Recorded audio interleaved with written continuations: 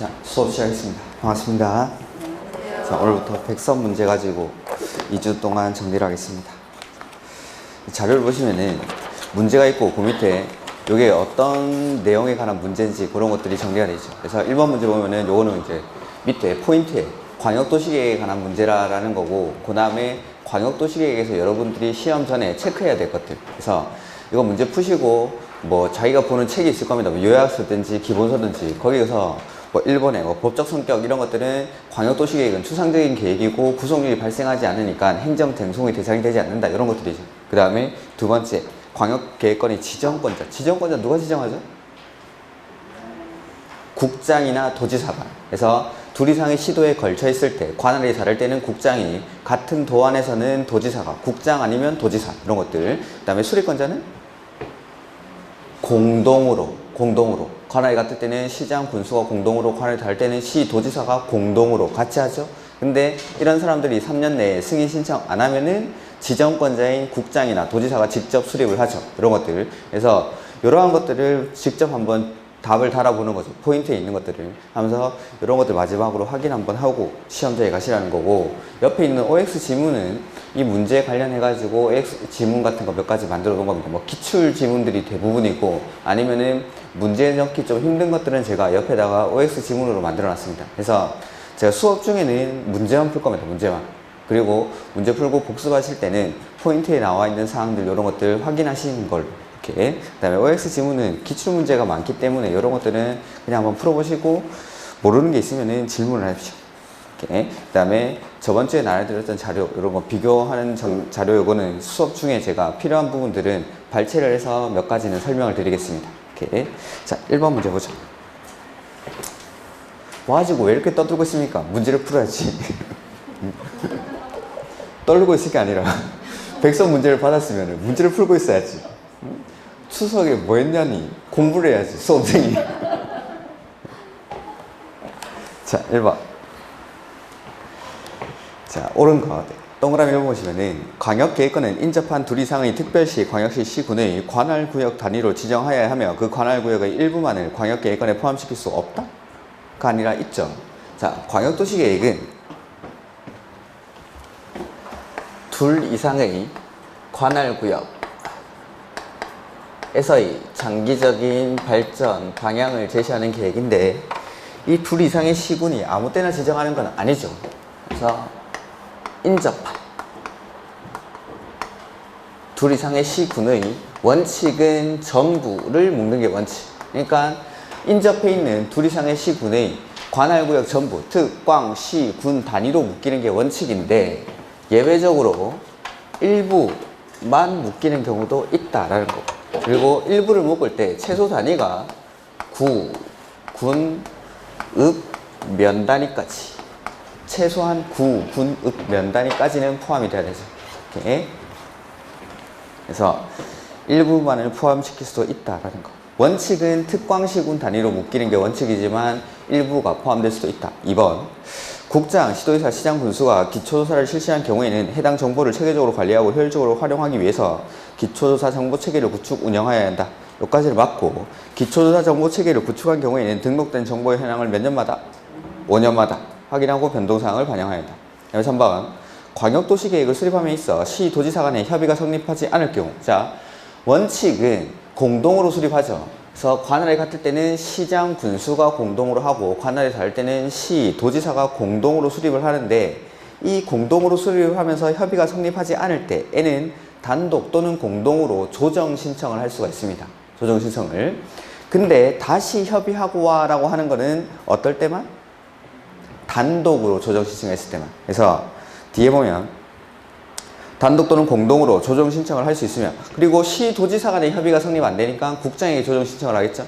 그 다음에 단독 또는 공동으로 조정 신청을 한 경우 국장은 다시 협의하도록 권고할 수 있고가 아니고, 단독으로 조정 신청했을 때만. 공동으로 했을 때는 다시 협의할 것을 권고할 수가 없죠. 재협의 권고를. 그래서 협의하도록 권고할 수 있고, 협의가 이루어지지 않으면 직접 조정할 수 있다. 그 다음에 조정할 때는 도시계획위원회의 심의를 거쳐서 조정을 하고, 그 조정 결과를 광역도시계획에 반영을 해야 됩니다. 이렇게. 그 다음에 4번. 광역계획권을 지정한 날부터 3년이 지날 때까지 광역도시계획에 대한 승인 신청이 없는 경우에는 광역계획권 지정의 효력은 상실된다. 아니죠. 3년 내에 승인 신청 안 하면 어떻게 하죠? 지정권자가 직접 수립하죠. 관할에 갔을 때는 도지사, 관할에 갈 때는 국장이 직접 수립을 하는 거지. 광역도시계획에서는 뭐 시효 이런 말이 나오면 안 되죠. 효력이 발생한 적이 없으니까 상실될 효력조차도 없습니다. 그 다음에 5번. 광역도시계획은 여건 변화에 탄력적으로 대응할 수 있도록 포괄적이고 계략적으로 수립하도록 하되 특정 부문 위주로 수립하는 경우에는 기본계획이나 관리계획에 명확한 지침을 제시할 수 있도록 구체적으로 수립해야 한다. 자, 이거 5번이 정답이죠. 보면 광역도시계획은 방향을 제시하는 계획이니까 원칙적으로는 추상적으로 수립합니다. 다만 기본계획이나 관리계획에 지침을 주기 위해서는 구체적으로 수립하기도 한다라는 거. 요거 제가 기본서에 한번 표시를 해드린 적이 있습니다. 이거는 기본서에 보면은 광역도시계획 수립 지침이랑 그 다음에 기본계획 수립 지침에 요 두 가지를 좀 비교를 해드렸습니다. 그래서 광역도시계획은 원칙적으로는 여건 변화에 탄력적으로 대응할 수 있도록 포괄적, 계략적으로 수립하는데 특정 부분 위주로 수립하는 경우에는 기본계획이나 관리계획에 지침을 줄 수 있도록 명확하게 구체적으로 수립한다. 근데 기본계획은 그냥 전단만 있습니다. 기본계획은. 도시군 기본계획을 수립할 때는 여건 변화에 탄력적으로 대응할 수 있도록 포괄적, 계략적으로 수립하도록 한다. 요걸로 끝. 어차피 기본계획은 관리계획에서 구체화를 시킬 거기 때문에. 이렇게. 그래서 5번 같은 것들은 혹시나 시험에 나오면은 방향을 제시하는 계획인데 왜 구체적으로 수립하지 하고 당황하실까봐 한번 보시라고 마지막에 문제에 넣어놓은 겁니다. 이렇게. 그 다음에 2번. 기본계획. 옳은 것. 기본계획의 기초사 내용에는 토지 적성평가랑 재취약성 분석이 포함되어야 되지 환경성 검토는 어디에서? 관리계획에 들어요. 관리계획에. 그 다음에 2번. 기본계획을 수립하고자 하는 때에는 미리 공청회를 열어 주민 및 관계 전문가 등의 의견을 들어야 하며 공청회에서 제시된 의견이 타당한 경우에는 이를 반영해야 한다. 2번이 정답이죠. 그리고 공청회는 주민뿐만 아니라 관계 전문가로부터도 의견을 듣습니다. 그 다음에 관할구역 전부에 대해서 광역도시계획이 수립되어 있는 시나 군으로서 당의 광역도시계획의 기본계획의 내용이 전부 또는 일부 포함되어 있는 시 또는 군은 기본계획을 수립하지 아니할 수 있다. 자, 기본계획은 원칙적으로 수립을 해야 됩니까? 할 수 있습니까?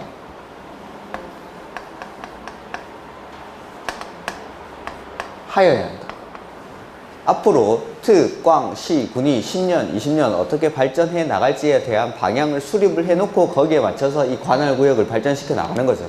그러니까 원칙은 해야 되는데 예외적으로 수립하지 아니할 수 있는 곳, 재량이 인정되는 곳은 어디에서만? 시나 군에서만. 시나 군에서만. 시나 군에서만. 그래서 재량이 인정되는 곳이 첫 번째가 경미한 경우 라고 했고 두 번째는 대체 가능한 경우라고 했죠. 지금 지문에 나와 있는 게 요거 대체 가능한 경우. 그래서 경미한 경우는 첫 번째 어디에 속하면 안 되죠? 수도권에 속하지 아니하고 두 번째는 광역시와 경계를 같이 하지 아니하는 인구 10만 이하의 어디? 시나군, 시나군. 여기 시나군에서만. 시나군에서만. 그 다음에 대체 가능한 경우가 지금 지문에 나와 있는 거. 관할구역 일부가 아니라 전부. 관할구역 전부에 대해서 기본계획보다 상위계획인 광역도시계획이 수립되어 있고 그 다음에 이 광역도시계획의 내용 안에 기본계획의 내용이 일부가 아니라 모두 포함되어 있을 때. 이렇게. 그래서 관할도 전부, 내용도 전부. 일때는 만들어져 있는 광역도시계획으로 기본계획을 대체하겠다라고 했죠. 그래서 기본계획에서는 시험에 압도적으로 많이 나온 게 이거. 수도권에 속하지 아니하고 광역시와 경계를 같이 하지 아니하는 인구 10만 이하의 시나 군에서는 기본계획을 수립하지 아니할 수 있다. 이게 시험에는 정답으로 제일 많이 된 거고 혹시나 해서 이것도 지문을 한번 만들어 놓은 겁니다. 제가 동영에는 아마 이걸 정답으로 만들어 놨을 겁니다. 이렇게. 그 다음에 기본계획 몇 년 단위로 수립하죠? 그런 거 없죠. 그 다음에 재검토는 5년마다. 그리고 원칙은 특, 꽝, 시, 군. 도시군 기본계획은 관할구역 단위로 수립하는 계획이니까 특, 꽝, 시, 군 단위로 수립하는 게 원칙인데 인접한 관할구역을 포함해서 기본계획을 수립할 수도 있죠. 그리고 인접한 관할구역을 포함해서 기본계획을 수립할 때는 몰래 포함시킵니까? 협의하고 포함시킵니까? 협의하고. 거기 OX 지문의 3번. 시장 군수는 관할구역에 대해서만 도시군 기본계획을 수립할 수 있으며 인접한 시군의 관할구역을 포함하여 계획을 수립할 수 없다. 틀린 지문이죠. 포함해서 수립할 수가 있죠. 협의를 거쳐서. 그 다음 페이지. 아니, 죄송합니다. 4번 지문. 그 다음에 특별시장, 광역시장, 특별자치시장, 특별자치, 도지사가 기본계획을 수립한 경우에는 어떻게 하죠, 이거? 스스로 확정. 국장한테 승인받는 게 아니라 스스로 확정. 그래서 특별시, 광역시, 특별자치시, 특별자치도가 수립한 기본계획은 스스로 확정하고 시나 구는 도지사한테 승인받고. 이렇게. 그 다음에 5번. 국가계획과 관련해서 기본계획을 수립할 필요가 있는 경우에는 누가 수립합니까? 그런 거 없죠. only 기본계획은 수립권자 거기 포인트에 3번 수립권자 거기 옆에다가 only라고 써주십시오. only라고. 그냥 특, 꽝, 시, 군이 한다고. 포인트에 3번에 수립권자. 예외가 없다. 기본계획은 수립권자에 예외 없이 그냥 특, 꽝, 시, 군이 수립합니다. 1년 내도록 하는데 이게 안 됩니까? 기본계획은 수립권자에 예외가 없다. 1년 내도록 only 하고 있는데. 자, 다음 페이지.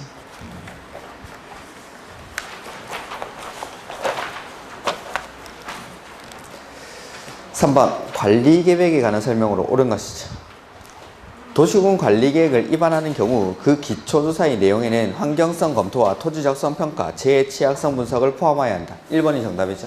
그래서 자, 광역도시계획은 기초조사를 그냥 하여야 한다라고만 규정을 합니다. 그 다음에 기본계획에는 하여야 한다에 추가적으로 토지적성 평가, 재해취약성 분석을 포함하고, 근데 토지적성 평가나 재해취약성 분석 기본계획에서 얼마나 했으면 안 하죠?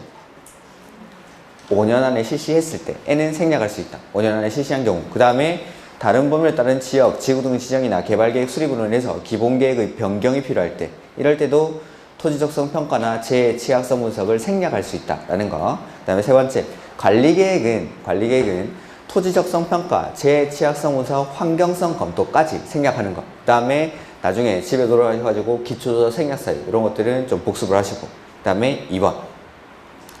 위반권자는 관리계획을 위반하고자 하는 때에는 관리계획 안을 14일 이상 일반에 열람할 수 있도록 하여야 한다. 이 경우 의견 있는 자는 열람기간 안에 의견서를 제출할 수 있으며 제출된 의견에 대해서는 그 결과를 열람기간이 종료된 날부터 며칠?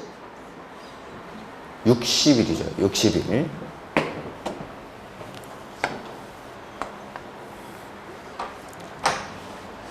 관리계획은 광역도시계획이나 기본계획과는 다르게 위반하고 결정, 고시하죠. 그래서 위반하기 전에 맨 처음에 기초조사하고 그 다음에 의견을 듣습니다. 또 의견 들을 때 2번 듣죠. 주민한테 한 번 듣고 의회한테 한 번 듣고.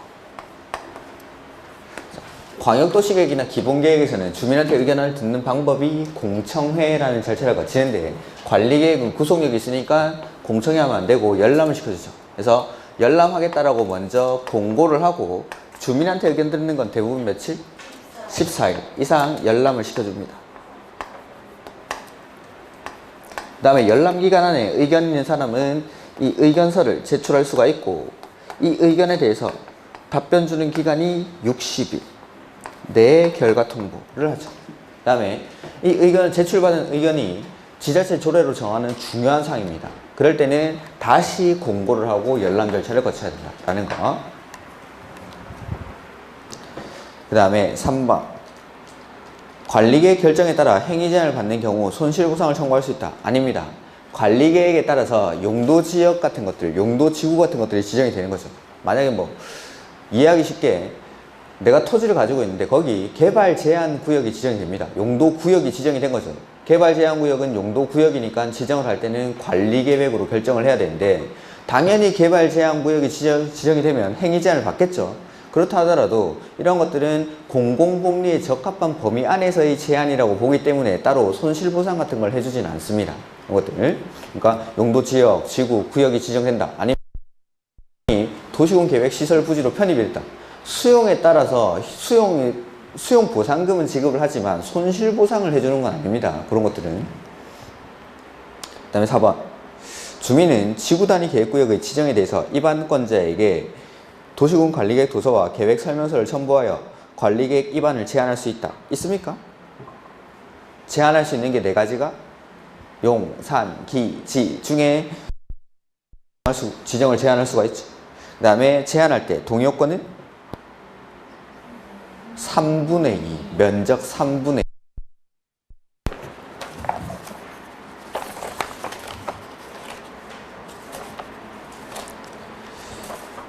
우리 나눠드린 자료 좀 보실까요?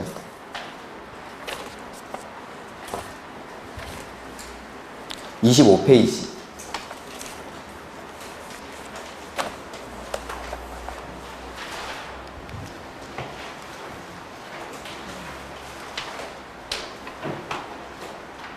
(25페이지에) 보면은 거기 17번 해서 제목이 제한이라고 돼 있죠. 제한. 자, 그 앞에는 바로 제한이라는 게 나옵니다. 제한은 뭐 평김에 보면은 제가 제한이라는 게 나오면 항상 왜 제한하는지, 언제까지 제한하는지 나와야 된다고 했죠. 그래서 제한이 좀 3번 나오는데 그 24페이지에 첫 번째가 국계법에서 개발행위 허가 제한. 개발행위 허가 제한. 그래서 5가지 사유가 있죠. 녹지지역이라 계획관리지역에서 수목이 집단적으로 자라고 있거나 조수리 등이 집단적으로 서식하는 지역. 그 다음에 2번째가 개발행위로 인해서 주변의 환경, 경관, 미관, 문화재 등이 크게 오염되거나 손상될 우려가 있는 지역은 얼마 동안 제한하죠? 3년 동안. 연장은 안 되죠. 그 다음에 밑에 3가지 계획을 수립 중이거나 수립할 예정인 곳에서는 3년 동안 제한하고 한 차례 2년 연장할 수 있죠. 그리고 처음에 제한할 때는 심의를 거쳐 제한하고 연장할 때는 심의를 거치지 않고 연장을 하고, 그 다음에 제한할 수 있는 사람은 국장, 시도지사, 시장, 군수 다 제한할 수 있는데 그 중에서 국장이나 시도지사가 제한할 때는 누구한테 의견 듣죠? 시장, 군수한테 의견을 듣고, 그 가로 4번 절차의 동그라미 2번에 국장이나 시도지사는 시장, 군수한테 의견 듣고, 이 똑같은 게 나오는데 2번에 정비예정구역에서의 개발행위 허가 제한. 자, 정비구역이 지정되기 전에 투기 세력들이 유입되는 걸 방지하기 위해서 딱 2가지 행위를 제한하는 게 있었죠. 건축물의 건축이랑 토지의 분할. 여기서 얼마 동안 제한하죠? 3년. 연장은 한 차례만 1년. 왜 대답을 안 합니까? 가로 4번에 제한기간 3년 동안 제한. 정비구역이 지정되기 전에. 정비구역이 지정되고 나면 그 이후에는 건축물의 건축, 공작물의 설치, 토지의 형질 변경, 토속 채취, 토지의 분할, 물건을 쌓아놓는 행위, 그 다음에 중목의 벌채미 식재, 이거 허가받고 해야 되는데 요거 지정되기 이전에 정비 예정구역이라든지 정비 계획을 공람 중인 지역에서 투기 세력들이 유입되는 걸 방지하기 위해서 지분 쪼개기를 제한한다라고 했죠. 이게 왜 제한하는지. 그렇기 때문에 지분 쪼개기를 제한해야 되기 때문에 딱 2가지 행위, 건축물의 건축이랑 토지의 분할을 제한합니다. 그러면 이제 2번째는 언제까지? 기간이죠. 기간은 가로 4번에 3년 플러스 1년. 국계법에서는 3년에 연장 안 되는 거 있고 3년에 연장 한 차례 2년 되는 거 있고, 여기는 3년에 한 차례 연장 1년. 그 다음에 똑같은 그 가로 3번에 제한 절차에 보시면은 여기도 국장이나 시도지사, 시장, 군수, 구청장이 제한할 수 있는데 동그라미 2번에 제한하려는 자가 국장이나 시도지사죠. 그때 누구한테 의견 듣습니까? 시장, 군수한테.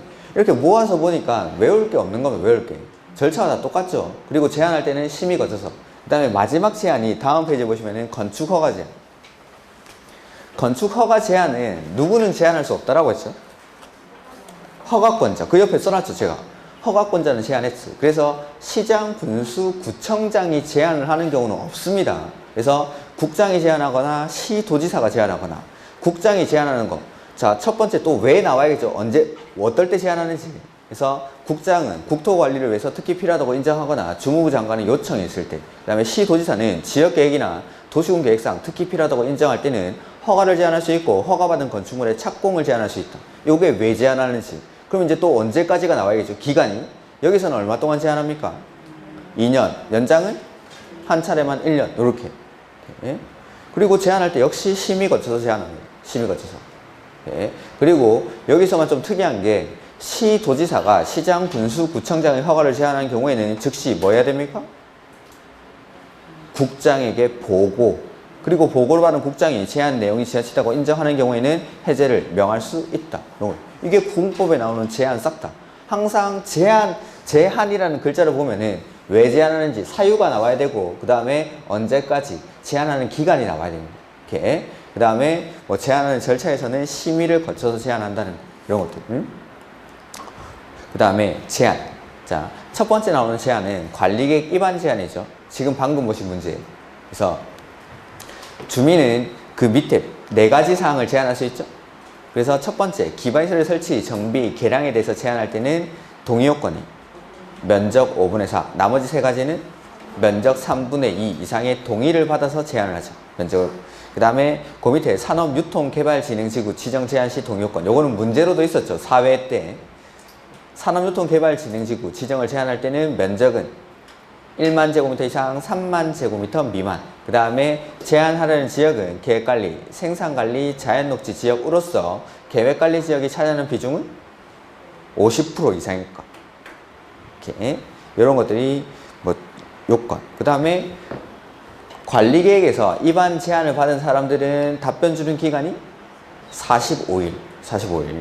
제한서 처리 절차. 그 다음에 제한할 때는 관리계획 도서와 계획 설명서를 첨부해야 되고, 위반 제한 받은 사항을 위반에 반영할지 말지 여부를 결정할 때는 도시계획위원회의 심의가 아니라 자문을 거치죠. 자문. 그 다음에 비용은 전부 또는 일부를 부담시킬 수 있다. 다음 페이지 볼까요?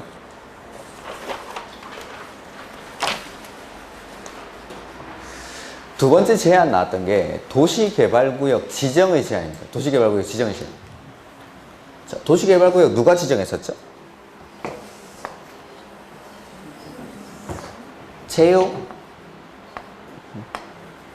제안하고 요청하고. 그래서 여기서 제안이 나오죠. 도시개발구역 지정을 제안하는 사람 누구죠? 시행자가. 근데 이 시행자에서 빠지는 사람이 있어. 국가, 지자체, 조합을 제외한 시행자가 누구한테 제안하죠? 시장, 군수, 구청장에게 제안을 합니다. 그리고 이 시행자 중에서 제안하는 사람이 민간일 때에는 제안할 때 동의받아야 되죠. 동의요건이 면적 3분의 2. 그러면은 위에 거랑 비교해보면 관리계획 위반 제한이든 도시개발구역 지정 제한이든 제한할 때는 동의요건이 다 면적 3분의 2. 기반시설 빼고. 기반시설 빼고 나머지 제한들은 싹 다 면적 3분의 2 이상의 동의를 받아서 제한을 하죠. 기반시설만 면적 5분의 4. 나머지는 면적 3분의 2. 이렇게. 그 다음에 이렇게. 제안서를 시장, 군수, 구청장한테 제출하는데 만약에 제한하려는 지역이 2 이상의 시, 군, 구, 행정구역에 걸쳐 있을 때는 제안서를 어디다 갖다 주죠? 면적이 큰 데다가. 그 다음에 제안을 받은 시장, 군수, 구청에게 답변 주는 기간은 1개월. 관리계획 위반 제한에서는 이게 45일. 도시개발구역 지정제한에서는 1개월. 그 다음에 시장, 군수, 구청장은 시도지사에게 지정을 요청하는데, 이 요청을 할 때는 도시계획위원회에 뭘 거치죠, 이때? 자문을 거치죠. 똑같지 않습니까? 관리계획 위반 제한이나 도시개발구역 지정 제한이요. 이렇게. 그 다음에 마지막으로 세 번째, 여기 또 비용은 전부 또는 일부를 부담시킬 수 있다. 이런 것들. 같이 모아서 보면은 외우는 게 하나도 없습니다, 이게. 그 다음에 세 번째, 정비계획 위반의 제한이라는 게 나옵니다. 요거는 출제 가능성은 가장 떨어지는 겁니다, 이게. 근데 혹시나 해서 날짜를 바꿀까봐. 자, 첫 번째 사유만 보면 됩니다, 제가. 지금 26페이지 보고 있는 거 맞죠? 우리 저번 주에 나눠드렸던 자료 보고 있는 겁니다. 정비계획 위반 제한은 토지동 소유자는 다음의 어느 하나에 해당하는 경우 정비계획의 위반권자에게 정비계획 위반을 제한할 수 있다 해서 1번 사유만 보라고 했습니다. 저는 단계별 정비사업 추진계획상 정비예정구역별 정비계획의 위반 시기가 지났음에도 불구하고 정비계획이 위반되지 아니하거나 정비예정구역별로 정비계획의 수립 시기를 정하고 있지 않을 때에는 주민이 사업 언제 하는데 하면서 위반을 제한할 수가 있습니다. 이때 제한을 받은 위반권자가 답변 주는 기간이 가로 2번에 동그라미 2번 60일입니다. 이건 60일. 그래서 관리계획 위반 제한에서는 45일, 도시개발구역 지정 제한에서는 1개월, 그 다음에 정비계획 위반 제한에서는 60일인데 이 60일을 얘네들로 많이 바꿔냈어요. 여기 60일로 많이 바꿔냈습니다. 얘네들 45일 1개월을. 요게 세 가지 제한. 그래서 제한할 때 동의요건은 싹 다 면적 3분의 2, 기반시설만 빼고. 자, 다시 문제 보죠. 3번 문제.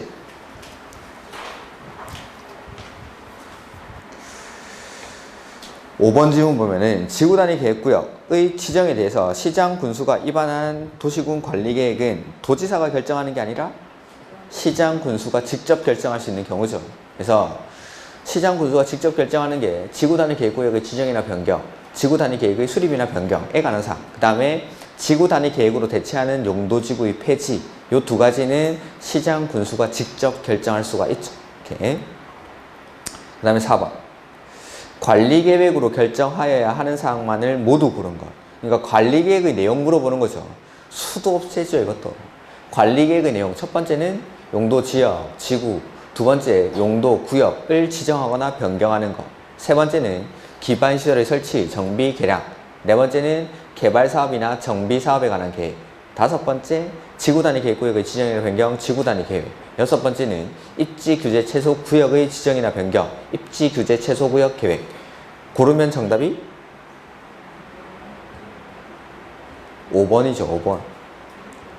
기반시설 부담, 왜, 이렇게.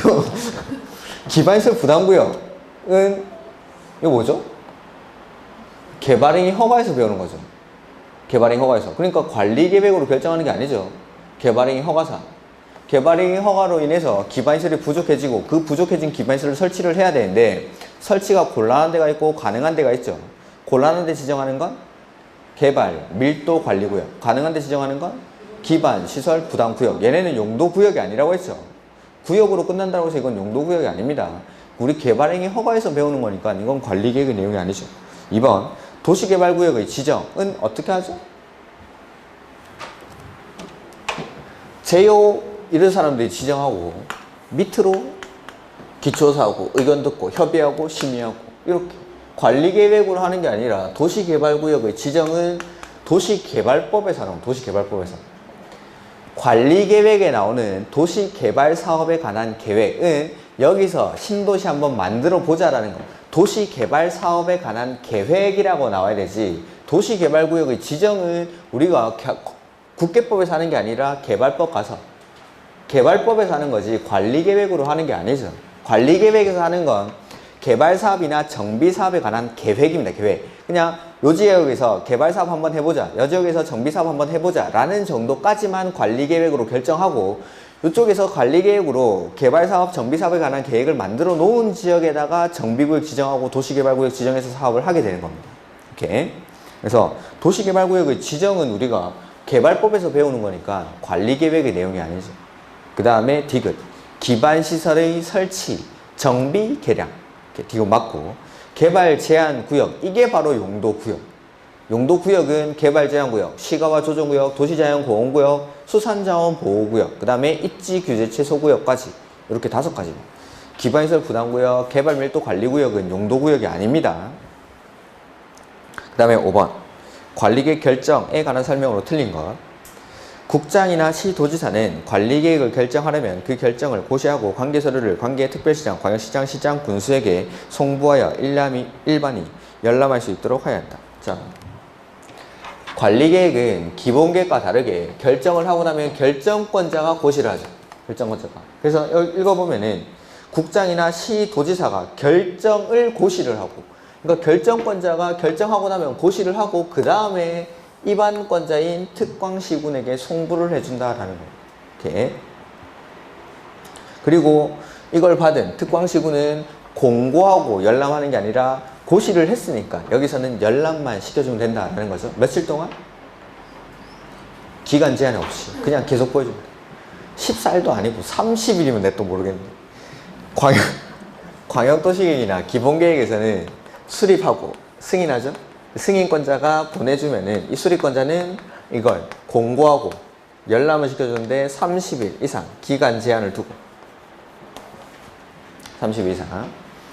광역도시계획이나 기본계획에서는 30일 이상. 여기는 구속력이 있는 계획이니까 기간 제한 없이 계속 보여준다는 거지. 그 다음에 2번. 관리계획 결정의 효력은 언제?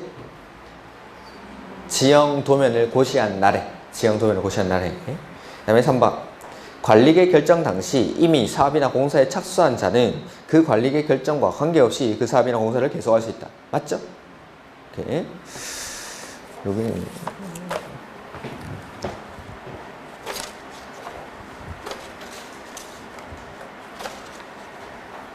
우리 나눠드린 자료 21페이지 한번 보실까요?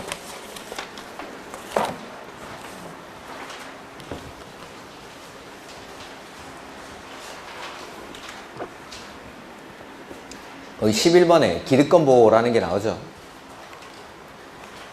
농업진흥지역 이거는 그냥 보지 마십시오. 보지 마시고 관리계획 원칙은 관리계획 결정과 관계없이 그 사업이나 공사 계속하면 되죠.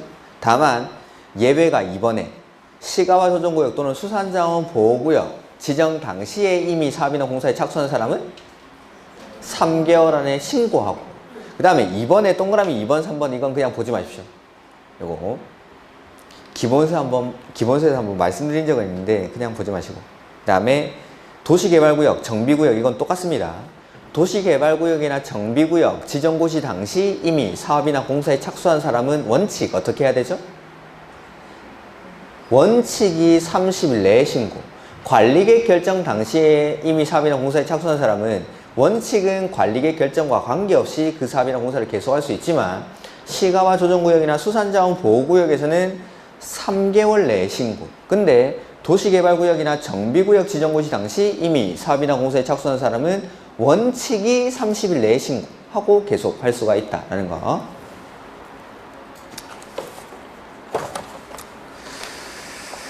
그 다음에 문제 5번에 보면은 그래서 4번에 시가와 조정구역이나 수산자원 보호구역 지정고시 당시 이미 사업이나 공사에 착수한 사람은 어떻게?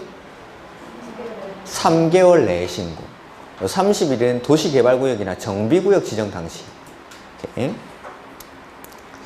그 다음에 5번 특별시장, 광역시장, 시장, 군수는 관리계획 결정이 고시되면 지적이 표시된 지형도에 관리계획에 관한 사항을 자세히 밝힌 도면을 작성해야 해요. 지형도면을 작성하는 거 누가 한다고 했죠? 입안권자가. 그러니까 원칙적인 입안권자인 특, 광, 시, 군이 지형도면을 작성하면 되겠죠. 원칙적인 입안권자인 특, 광, 시, 군이. 그 말입니다. 그래서 특별시장, 광역시장, 시장, 군수가 지형도면을 작성한다라는 거. 근데 예외적으로 국장이나 도지사도 지형도면을 직접 작성할 수가 있죠. 자기가 직접 입안했을 때는 직접 지형도면을 작성할 수도 있다라는 거. 그 다음에 3페이지의 6번. 용도지역 지정 제시의 특례에 관한 사항이죠. 자, 용도지역 지정 원칙 어떻게 하죠? 관리계획으로 입안, 결정, 고시라는 절차를 거쳐서 저번 주에 문제 풀었죠. 근데 입안에서 결정까지를 생략하는 특례가 있고, 그 다음에 입안, 결정, 고시를 싹 다 생략하는 특례. 이렇게 두 가지 특례가 있죠. 첫 번째, 입안에서 결정까지를 생략하는 특례가 공유수면, 매립지에서의 특례.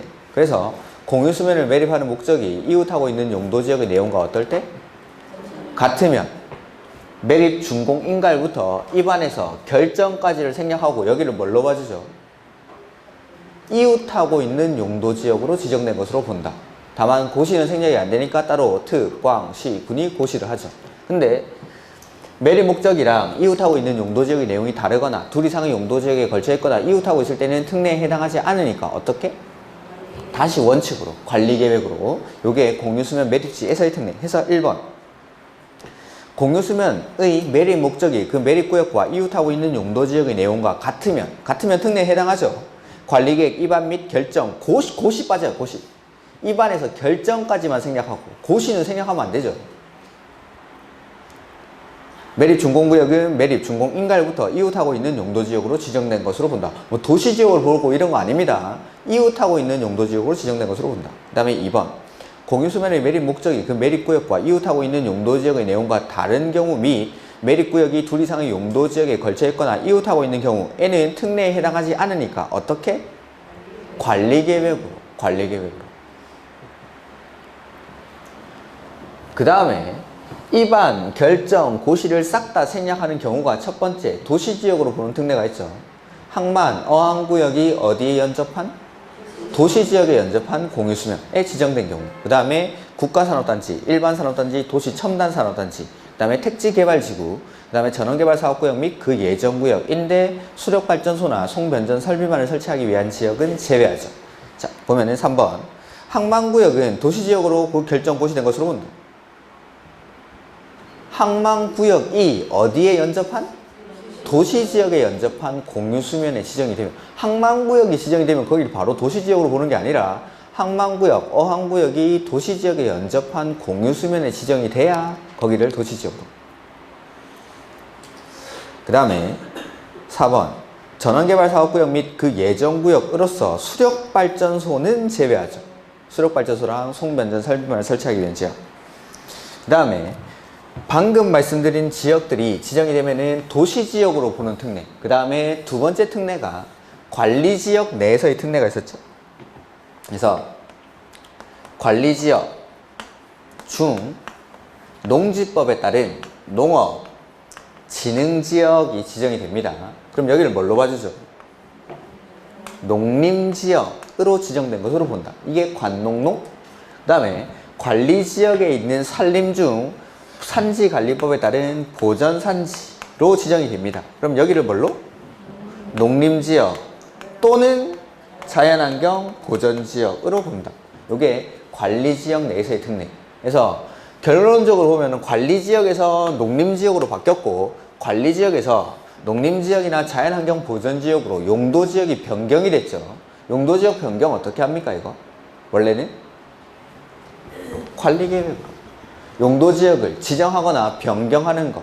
지정하는 것뿐만 아니라 변경하는 것도 관리계획으로 해야 되는데, 관리지역에서 농림지역으로 변경일 때 원래는 관리계획 절차를 거쳐야 되는데, 관리지역에 농업진흥지역이 지정이 되면은 입안, 결정, 고시를 하나도 안 거치고 그냥 농림지역으로 변경된 것으로 보겠다라는 거예요.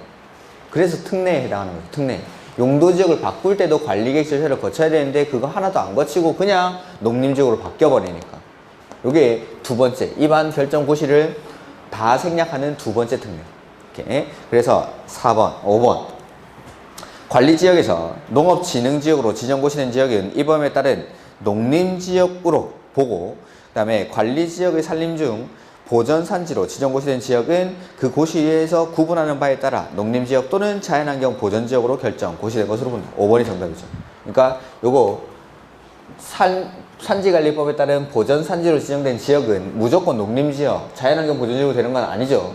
고시하는 바에 따라서 농림지역이 될 수도 있고 자연환경 보전지역이 될 수도 있고. 이렇게. 그 다음에 7번. 용도지역 안에서의 행위 제한에 관한 설명으로 옳은 것.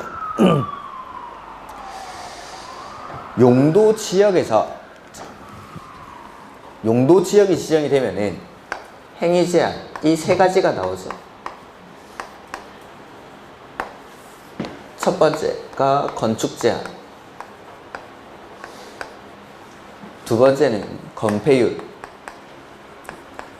그 다음에 세 번째는 용적률. 용도지역에서의 건축 제한 원칙은 어디서 정하죠?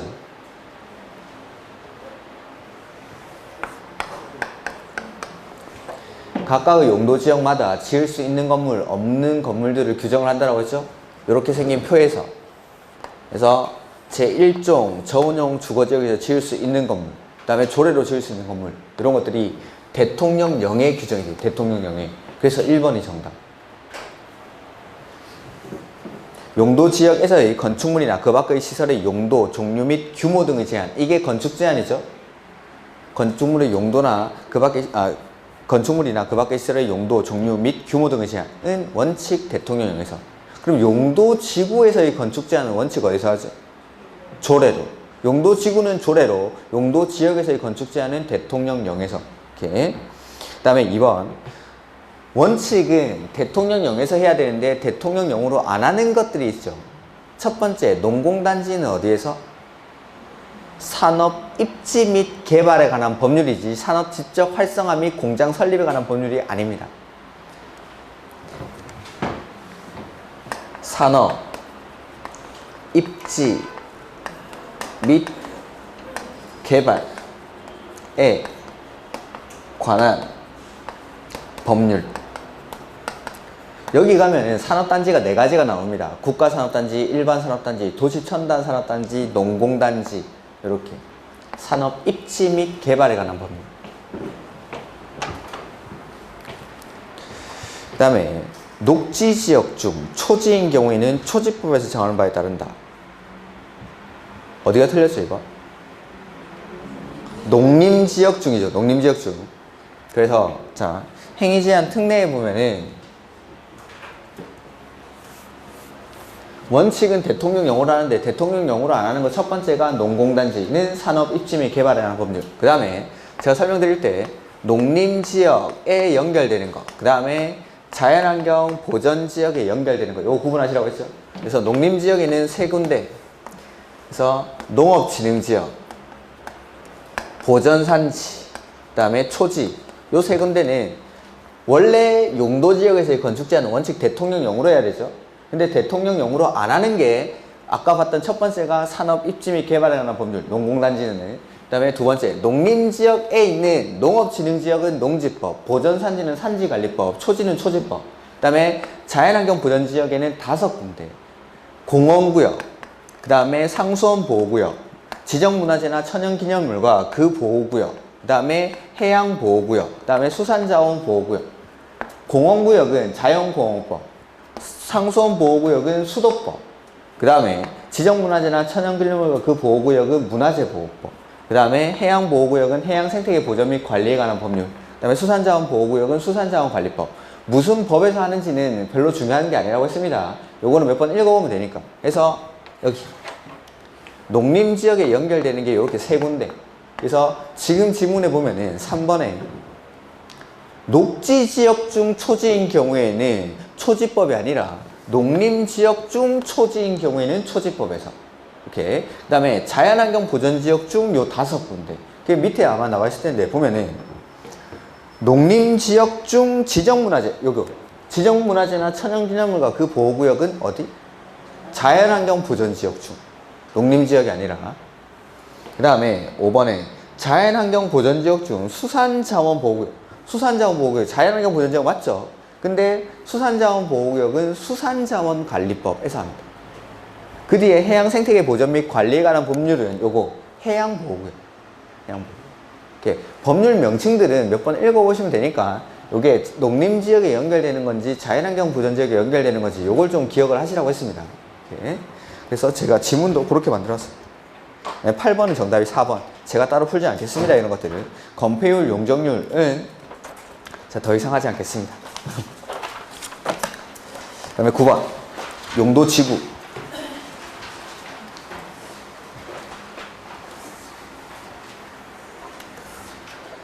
시, 도지사 또는 대도시 시장은 지역 여건상 필요한 때에는 해당 시, 도 또는 대도시 도시군 계획 조례로 정하는 바에 따라 고도지구를 세분할 수 있는 건 경, 중, 특이라고 했죠. 경, 중, 특. 그래서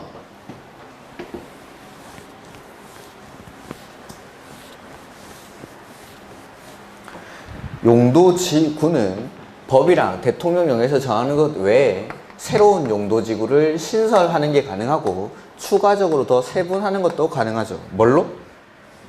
조례로. 세분하는 것도 조례로. 그래서 조례로 세분 가능한 용도지구 3가지가 경, 중, 특 해서 경관지구, 중요시설 보호지구, 특정 용도 제한지구. 이렇게 3가지. 3가지. 그래서 고도지구가 아니라 경관지구. 그 다음에 시도지사 또는 2번. 시도지사 또는 대도시 시장은 연안 침식으로 인해서 심각한 피해가 발생하거나 발생할 우려가 있어 이를 특별히 관리할 필요가 있는 지역으로서 연안 침식 관리구역으로 지정된 지역은 방제지구의 지정 또는 변경을 관리계획으로. 용도지구의 지정은 관리계획으로. 그래서 자, 방제지구를 반드시 지정해야 되는 곳이 두 군데가 있었는데 지금 나와 있는 연안 침식 관리구역이란 동일한 재해가 최근 10년 이내 2회 이상 발생한 지역으로서 향후 동일한 재해가 발생 시 상당한 피해가 우려되는 지역, 이런 데는 방제지구로 지정을 해야 되고 그 관리계획의 내용에는 뭐가 포함되어야 되죠? 재해, 저감, 대책, 이 포함되어야 한다. 그 다음에 3번 시도지사 또는 대도시시장은 준주거지역, 준공업지역, 계획관리지역에 복합용도지구를 지정할 수 있다. 복합용도지구 지정할 수 있는 곳 세 군데가 어디였죠? 일반 주거, 일반 공업, 계획관리지, 준주거, 준공업이 아니죠. 일반 주거, 일반 공업, 계획관리지역, 일반 주거, 일반 공업, 계획관리지역에서 뭘 완화를 해주죠? 건축 제한만, 건폐율, 용적률은 가만 놔두고 건축 제한만 완화하는 것이 적합할 때 지정하는 게 복합용도지구. 복합용도지구. 그래서 일반 주거지역에 지정을 하면은 일반 주거지역에 지을 수 있는 건물 지을 수 있고 추가적으로 준주거지역에 지을 수 있는 건물 지을 수 있다. 그 다음에 일반 공업지역에 지정이 되면은 일반 공업지역에 지을 수 있는 건물 지을 수 있고 추가적으로 준공업지역에서 지을 수 있는 건물을 지을 수 있다. 뭐 이런 것들이었죠. 오케이. 그 다음에 4번 고도지구에서는 행위 제한을 뭘로 하죠?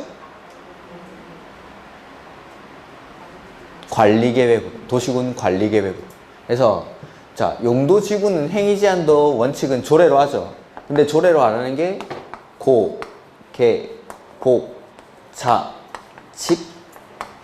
고도지구는 도시군 관리계획으로. 얘네는 그러니까 조례가 아닌 거죠.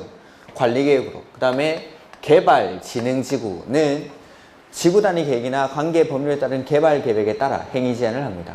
다만 이 계획들이 수립되기 전에는 조례로 정하는 건축물을 건축할 수 있죠. 근데 개발진흥지구이긴 한데 지구단위 계획이나 관계 법률에 따른 개발 계획을 수립하지 않겠답니다. 이런 데서는 해당 용도지역에서 허용되는 건축물을 건축할 수가 있다라는 거.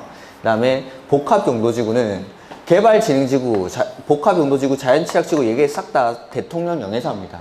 근데 개발진흥지구 이런 것들, 그 다음에 복합용도지구는 대통령령의 내용이 시험에 나왔습니다. 대통령령의 내용이. 그래서 아까 복합용도지구는 일반 주거지역, 일반 공업지역, 계획관리지역에 지정할 수 있다고 했는데 일반 주거지역에 지정이 되면은 추가적으로 일반 주거지역에 지을 수 있는 거 지을 수 있고 준주거지역에서 지을 수 있는 건물을 지을 수 있지만 6가지 안 되는 것들이 있습니다. 그 중에서 장래시설이 안 된다. 그런 것들이 시험에 출제가 됐습니다. 대통령령의 내용이 나왔습니다.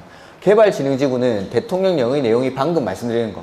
지구단위 계획이나 관계 법률에 따른 개발 계획에 따라 행위 제한을 하는데 계획이 수립되기 전에는 조례로, 계획 수립 안 하는 곳에는 해당 용도 지역에서 허용되는 건축물. 그 다음에 자연취약지구 이것도 대통령령의 내용이 출제가 됐습니다. 4층 이하의 건물만 지을 수 있는데 한 번은 5층의 무슨 건물을 지을 수 있다. 이건 무조건 틀린 거. 그 다음에 자연취약지구에서 허용되지 않는 건축물 해가지고 뭐 병원, 격리병원이었나? 이런 게 한번 나온 적이 있습니다. 취락지구니까 사람들이 사는 곳입니다. 사람들이 사는 곳. 그런 거랑 가장 안 어울리는 걸 고르셔야 됩니다. 그래서 제가 한번 필기해드린 적이 있습니다.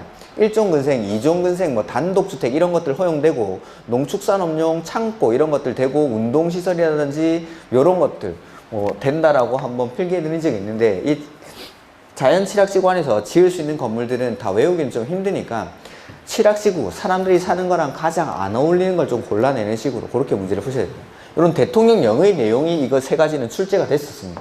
앞으로 나온더라 하더라도. 그 다음에 집단 취락지구 이거 어디다 지정하는 거죠? 개발 제한 구역. 그래서 개특법에서 행위 제한을 하죠.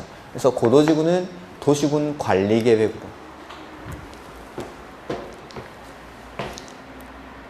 그 다음에 5번 나왔죠. 지구단위 계획 또는 관계 법률에 따른 개발 계획을 수립하지 아니하는이라고 했죠. 수립을 안 할 때는 해당 용도 지역에서 허용되는 건축물을 건축할 수가 있다라는 거.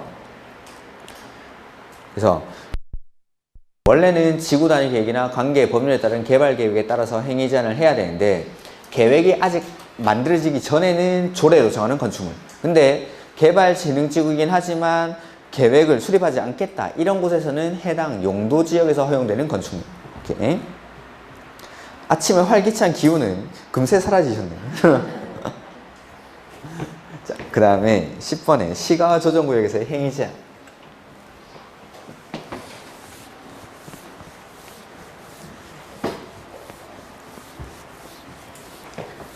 시가와 조정구역에서의 행위제한이 나올 때마다 저는 항상 이렇게 두 가지로 구분을 했죠.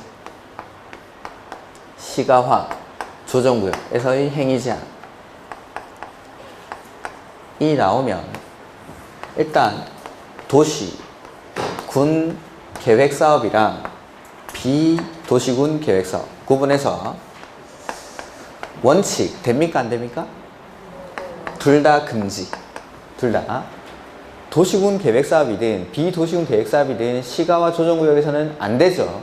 근데 도시군 계획사업의 경우에는 첫 번째, 국방상, 공익상 시가와 조정구역 안에서 사업 시행이 불가피한 것으로서 두 번째, 관계 중앙행정기관의 장이 요청을 하고 세 번째, 국장이 시가와 조정구역의 지정 목적 달성에 지장이 없다라고 인정하는 경우에는 허가받고 합니까? 그냥 합니까? 이 사업만 시행할 수가 있죠. 그냥. 요건이 갖춰지면 사업을 할 수 있습니다. 근데 비도시군 계획사업은 원칙은 안 되지만 일부 행위 안에서 뭐 받고? 허가받고. 그래서 시가와 조정구역 안에서는 신고하는 행위는 없다라고 했죠. 보죠. 1번. 시가와 조정구역 안에서 도시군 계획사업은, 도시군 계획사업, 요 위에서 찾아야 되죠? 도시군 계획사업은 국방상, 공익상 시가와 조정구역 안에서 사업 시행이 불가피한 것으로서 관계 중앙행정기관의 요청에 의해서 국장이 시가와 조정구역에서 지정 목적 달성에 지장이 없다고 인정하는 경우에 하는 중에서 뭐 받고? 그냥 허가받고 하는 게 아니죠. 도시군 계획사업은 그 중간에 써져 있는 요건이 갖춰진 사업만 시행할 수 있다. 이렇게 요거에 한해서만 시행할 수가 있다. 하는 거. 허가받고 하는 게 아니죠. 2번. 시가와 조정구역 안에서 농업, 임업 또는 어업에 영위하는 자가 축사 등을 건축하는 경우에는 신고? 뭔지 모르겠지만 신고하는 행위는 없습니다. 신고하는 행위는. 이것도 허가받고 해야 되는 겁니다. 그 다음에 3번. 시가와 조정구역에서 100제곱미터 이하에 해당하는 면적의 주택의 신축은 허가를 받아 할 수 있다. 그렇죠. 이걸 기억하시네. 감사합니다. 좀 중요한 것도 좀 기억해 주셨으면 좋겠는데. 별로 안 중요한 건데. 주택의 신축. 자, 증축은 되지만 신축은 안 된다라고 했죠. 그러니까 인구 유입을 원천적으로 차단을 하는 겁니다. 신축은 안 되죠. 그 다음에 국가계획과 연계해서 시가와 조정구역의 지정 또는 변경이 필요한 경우에는 누가 지정을 하죠? 국장이. 관리계획 결정을 국장이 하는 경우가 세 가지가 있었죠. 첫 번째는 국가계획과 관련해서 국장이 입안한 건 국장이 결정할 수 있다. 두 번째는 개발, 제한. 이런 게 더 중요한데 지금 신축이 안 된다 그거보다. 개발 제한 구역. 그 다음에 세 번째가 요거. 국가계획과 연계해서 시가와 조정구역의 지정이나 변경이 필요할 때는 국장이 관리계획을 결정할 수 있죠. 그래서 국장이 관리계획 결정하는 경우가 첫 번째, 국장이 입안한 거. 그 다음에 두 번째는 개발 제한 구역. 그 다음에 세 번째, 요거. 이렇게. 그래서 시가와 조정구역은 원칙은 시, 도지사가 지정을 하죠. 시, 도지사가. 근데 국가계획과 연계해서 지정할 필요가 있을 때는 국장. 이렇게. 그 다음에 시가와 조정구역 안에서 공익, 공용, 공공시설을 설치하는 경우에는 허가를 받지 아니하고 설치할 수 있다. 말이 빠졌는데 도시군 계획사업이 아닌 사업이라는 말을 좀 넣어줘야겠죠. 도시군 계획사업이 아닌 사업으로서 공익, 공용, 공공시설 설치할 때 어떻게 하죠? 허가 받아야죠. 허가. 그러니까 다른 데서는 허가 안 받고 하는 행위라도 아니면은 다른 곳에서는 신고하는 행위라도 시가와 조정구역에서는 허가 받고 해야 됩니다. 여기는 행위 제한이 강한 곳이니까. 이렇게. 다른 곳에서는 공동, 공용, 공익, 공공시설 이런 것들 설치할 때는 그냥 할 수 있겠죠. 아니면 신고하고 한다든지. 근데 여기서는 허가 받고 해야 됩니다. 시가와 조정구역에서는. 그 다음에 11번 입지규제 최소구역 보면은 옳은 거. 도시개발구역은 입지규제 최소구역으로 지정될 수 있다. 아니라고 했죠. 입지규제 최소구역에서 입지가 어디죠? 구도심. 원래 개발이 되어 있던 곳입니다. 개발이 되어 있던 곳. 도시개발구역은 저 푸른 초원을 그림 같은 집을 짓기 전 단계인 택지로 바꾸는 거죠.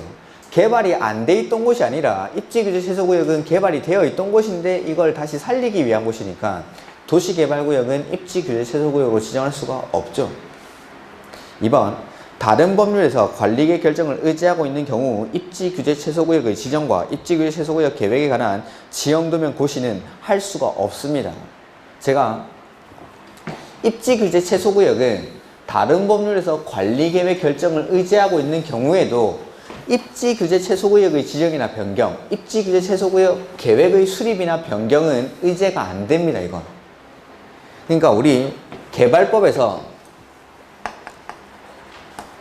실시계획을 작성을 해서 인가받고 고시하죠.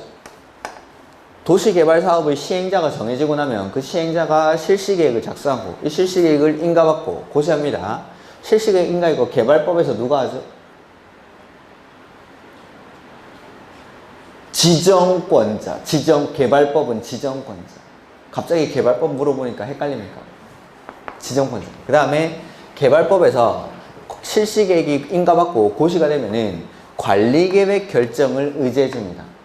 그러니까 실시계획의 내용 중에 관리계획의 내용이 포함되어 있으면은 관리계획 결정을 의제하는데 이 안에 입지규제 최소구역에 관한 내용이 포함되어 있다 하더라도 여기서 관리계획 결정을 의제하지만 입지규제 최소구역에 대해서는 관리계획 결정이 의제가 안 됩니다. 이거는. 그러니까 내가 입지규제 최소구역을 지정하려고 한다. 그러면은 반드시 관리계획 절차를 거쳐야 됩니다. 국계법에서. 그러니까 다른 법률에서 관리계획 결정을 의제하고 있다 하더라도 입지규제 최소구역에 대해서는 의제가 안 됩니다. 이거. 의제가. 그 다음에 입지규제 최소구역에 대해서 관리계획 결정을 할 때에는 협의 요청을 받은 행정기관이 답변 주는 기간이 며칠이었죠? 10일.